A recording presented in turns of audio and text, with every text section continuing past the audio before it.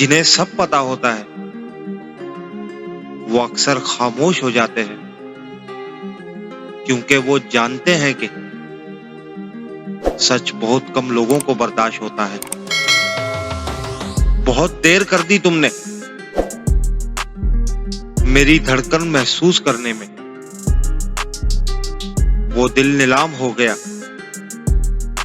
जिसको कभी तुम्हारी हसरत थी। कुछ लोग अपने आप को इंसान नहीं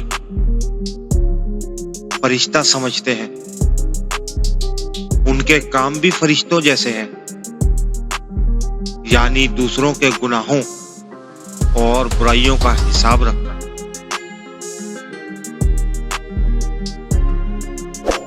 मत देख हसरत से इन आंखों को,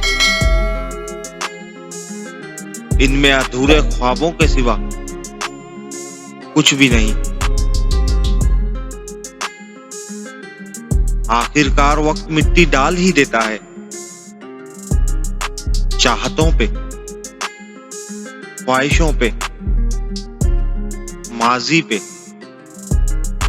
और रिश्तों पे।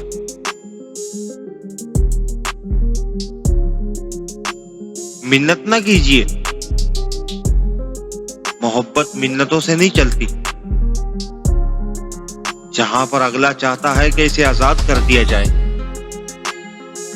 वहां पर उसे आजाद कर दीजिए। इबादत जरूर करें मगर मामलात पर खास तवज्जो दें। काबे के चक्कर लगाने से लोगों को दिए हुए चक्कर कभी माफ नहीं होंगे।